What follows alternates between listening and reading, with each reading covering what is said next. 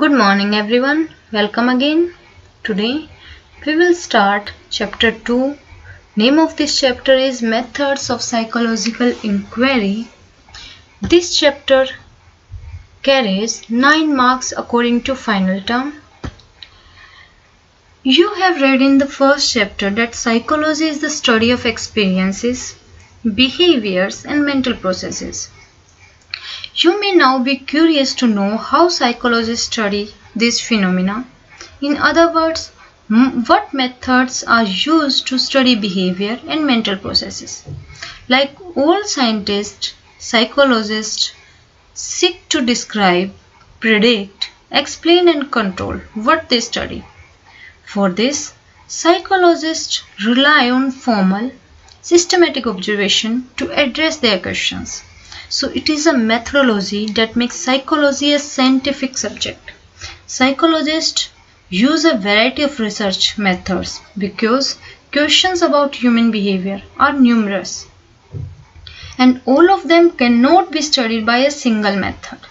Methods such as observation, experimental, correlation research, survey, psychological testing and case study are more frequently used to study the problems of psychology.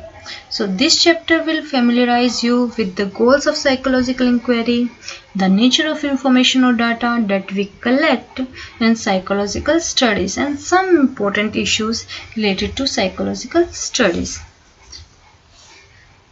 So let's discuss firstly what is inquiry. Inquiry, an act of asking for information. This is an act of asking for information. Psychological inquiry. Any kind of investigation that you do, any kind of research that you do, and any problem with that you study in scientific manner. That is psychological inquiry. There exists diversity in types of researches or studies undertaken by psychologists, but they all seem to share some common goals of inquiry, which are as follows. You can see here on the screen. First goal is description, second is prediction, third one is explanation, fourth one is control of behavior, and fifth one is application. So let's try to understand the meaning of these terms. Start with description. In a psychological study, we attempt to describe a behavior or a phenomena as accurately as possible. So this helps in distinguishing a particular behavior from other behaviors. For example, the researcher may be interested in observing study habits among students. Study habits may consist of diverse range of behaviors such as attending all your classes regularly, submitting assignments on time, planning your study schedule, studying according to the set schedule, revising your work on daily basis, etc. Within a particular category, there may be further minute description. So the researcher needs to describe his or her meaning of study habits.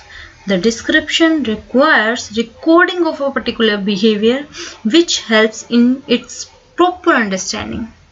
So this helps to define the phenomena and distinguish it from the other phenomena.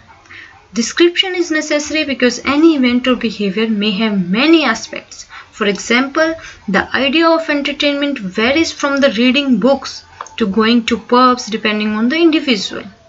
The recording of event and behavior is an integral part of the description. Next is prediction that we will discuss next time. For today, that's it. Thank you.